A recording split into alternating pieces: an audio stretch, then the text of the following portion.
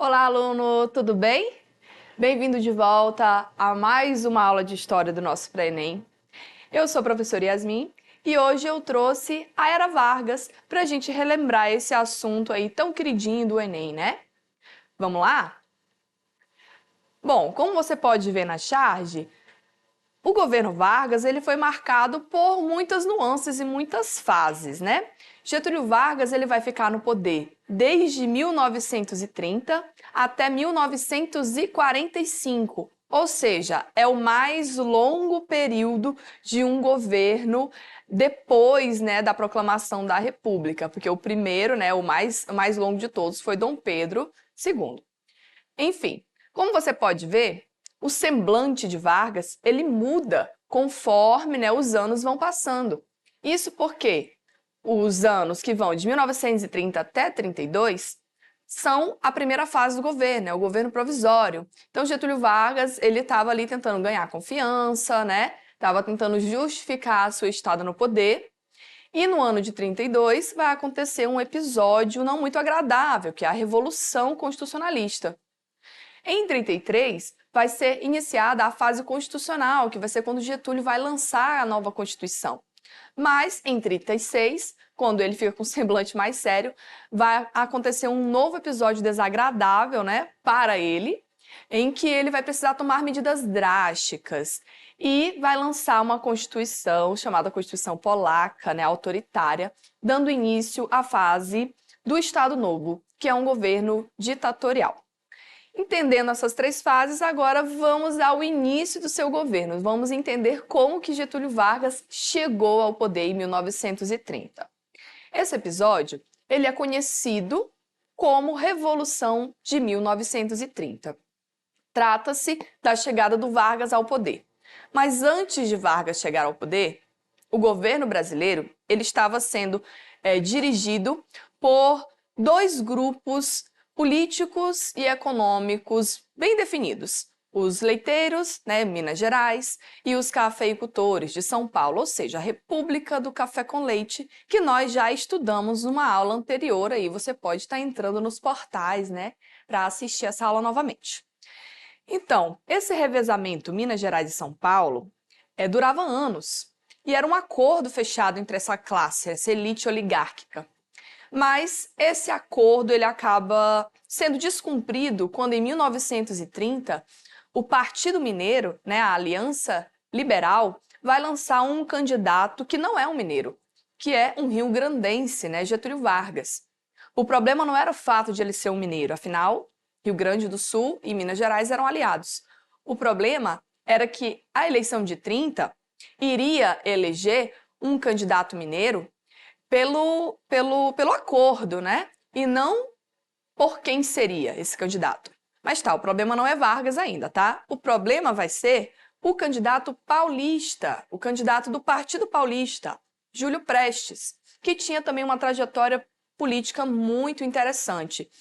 São Paulo estava programado para perder as eleições. Logo, lançando Júlio Prestes, eles iriam ganhar essa eleição. Os mineiros se sentiram então lesados e houve ali uma rusga entre eles. As eleições aconteceram e quem ganhou o pleito foi o Júlio Prestes, justamente o paulista, que deveria perder para dar sequência a esse acordo de revezamento entre Minas e São Paulo. Bom, então a derrota do Getúlio Vargas nas urnas causou um alvoroço, porque o partido da Aliança Liberal não aceitou essa derrota, né? E ficou insatisfeito. Mesmo Getúlio já tendo aceitado, o partido não aceitou. Então os ânimos não ficaram assim muito calmos, não. Aliado a isso, teve um outro episódio que agravou a situação, né, de inconstância, que foi o assassinato do vice do Getúlio Vargas, o João Pessoa, que era, na ocasião, governador do estado da Paraíba. O assassinato do João Pessoa vai ser uma peça fundamental para o golpe, né? Porque não deixou de ser um golpe, afinal Getúlio não foi eleito, como você percebeu. João Pessoa, ele teria sido assassinado por outros motivos, motivos pessoais, motivos ligados ao seu governo estadual, e não nenhum fato ligado a Vargas. Mas era o momento ideal, né, para que o partido tomasse o poder acusaram então Washington Luiz de ter sido um dos mandantes do assassinato do vice do Getúlio, e isso levou à deposição do então presidente do Brasil, Washington Luiz. A junta militar, que vai estar aliada a Getúlio Vargas, um acordo anterior entre eles, então vai tomar o poder e vai dar voz de prisão a Washington Luiz, que, insatisfeito com aquela situação, teria dito que não deixaria a cadeira presidencial, a menos que fosse preso ou morto. Então, automaticamente, a voz de prisão veio e ele foi deportado depois, claro, para a Europa. A 3 de novembro de 1930, então assume o governo Getúlio Vargas, que não tinha sido eleito por voto direto. Getúlio Vargas estava ali de forma inconstitucional. Assim, os paulistas, a população paulista fica insatisfeita e garante que ele não está ali por vias legais. Essa fase em que Getúlio Vargas vai assumir o poder em 30 é chamado de período provisório. Ele próprio garante que só vai ficar ali o tempo necessário. Mas algumas atitudes dele vão levar a essa insatisfação popular. Ele vai dissolver o Congresso, suspender a Constituição e começar a governar mediante atos adicionais, vai nomear tenentes como interventores dos estados, tirando assim a autonomia desses estados, vai criar o Código Eleitoral, vai continuar valorizando o café para manter a aliança com os cafeicultores e principalmente para manter a economia do país equilibrada, vai incinerar o excedente do café. E tudo isso, vai levar à insatisfação dos paulistas, que vão se organizar e se rebelar, tendo início, então, uma revolução popular chamada de Revolução Paulista ou Revolução Constitucionalista de 32. Diante desse episódio de revolta, Getúlio Vargas ele se sentiu e se viu encurralado. Ele não poderia agir de forma autoritária, senão ele perderia o apoio. Então, a forma que ele encontrou foi atender aos pedidos dos paulistas e lançar a Constituição tão esperada.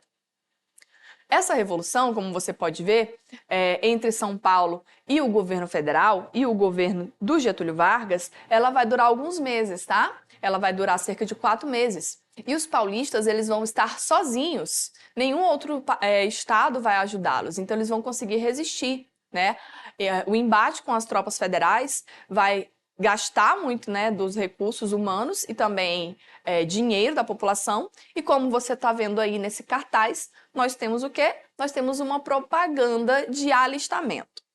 Infelizmente, durante as batalhas, durante as lutas dos paulistas, houve um episódio em que 4 jovens morreram durante os protestos, Aí estão as siglas dos nomes deles, que viraram uma forma de convocação popular, Uma comoção muito grande surgiu após esse episódio. MMDC, Miragaia, Camargo, Drauzio e Martins foram os jovens que foram mortos nesse episódio. Então, a luta armada vai ter fim, como eu já disse anteriormente, com a elaboração da Constituição de 1934. Essa Constituição ela tem características muito importantes, Ela vai ser a segunda Constituição republicana do Brasil e ela vai vai afirmar alguns princípios e vai trazer novos. Vai afirmar o federalismo e vai trazer como novidade o sufrágio feminino, que é o voto feminino, as eleições diretas, porque antes as eleições elas eram com voto aberto, Não era secreto, e indiretas. Vai trazer a grande novidade, a grande característica do governo Vargas, que são os direitos trabalhistas. Agora, os trabalhadores vão ter uma jornada de trabalho definida e menor do que a anterior, uma jornada de 48 horas semanais, com salário mínimo, férias remuneradas, com a previdência social e a proibição do trabalho infantil. Além disso, Getúlio Vargas vai criar a Justiça do Trabalho e a Justiça Eleitoral. Todos esses direitos trabalhistas, eles vão ser reafirmados lá no futuro, pelo próprio Getúlio Vargas, na CLT, que ele também vai dar sequência no segundo mandato, quando ele voltar, nos braços do povo, depois de tudo isso. Bom, vamos entender agora o que mais marcou a fase constitucional. Em meio a toda essa confusão, vão surgir dois partidos políticos no Brasil, bem polêmicos também, porque a gente está aí vivenciando as vésperas da Segunda Guerra Mundial, né, em termos internacionais. Estamos no período entre guerras e no Brasil vai surgir um partido comunista, que é a Aliança Nacional Libertadora, liderada por Luiz Carlos Prestes, e também vai surgir um partido neo- ou nazi-fascista, a Aliança Integralista Brasileira, liderada por Plínio Salgado. Esses se sentiam apoiadores de Getúlio Vargas, apesar de ele nunca ter assumido isso. Bom, então esse não é um cenário muito favorável para uma vida pacífica. O que a gente está vendo então? A entrada do comunismo no Brasil vai representar uma ameaça para os interesses das elites e também para os interesses, né, de Getúlio Vargas, que acaba utilizando esse movimento comunista, né, a intentona comunista, como um pretexto para recrudescer o seu governo e para limitar as liberdades, planejando, né, um golpe que vai ser justificado por um plano fajuto, chamado de Plano Cohen. O que seria o Plano Cohen? Seria um plano falso, elaborado, né? A ideia dele seria uma invasão comunista, que os comunistas iriam invadir, tomar o poder, derrubar toda a ordem estabelecida no Brasil. E esse plano justificaria a ação seguinte do Getúlio Vargas, que seria a tomada do poder, né? E a transformação numa ditadura. Então, sem mais delongas, vamos direto para o nosso exercício. Hoje eu trouxe para vocês uma questão de Enem, né? Getúlio Vargas, ele é muito pedido no Enem, né? E a gente está vendo aí um texto motivador, seguido de algumas alternativas bem pequenininhas, né? Vai ser fácil, essa é uma questão assim, bem fácil de a gente identificar. Vamos lá?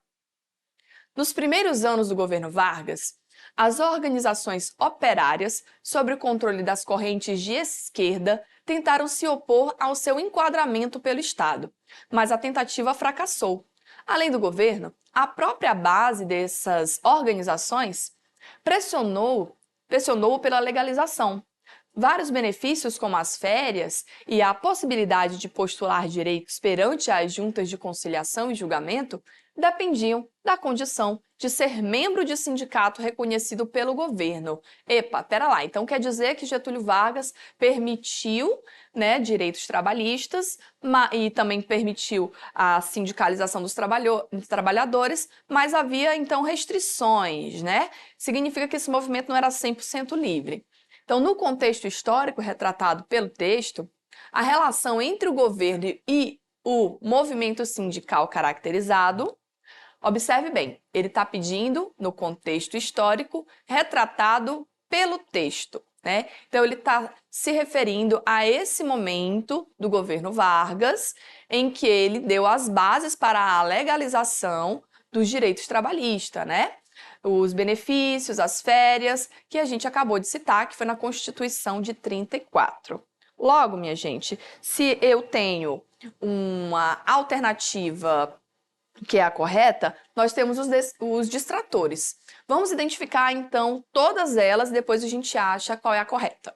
Na letra A, está dizendo que, pelo reconhecimento de diferenças e ideologias políticas, né? Essas diferentes ideologias políticas que a gente conheceu hoje, né? Como, por exemplo, o socialismo, o anarquismo, o próprio comunismo, ou no caso do Getúlio Vargas aí, o fascismo e o nazismo, eles estão presentes nesse texto?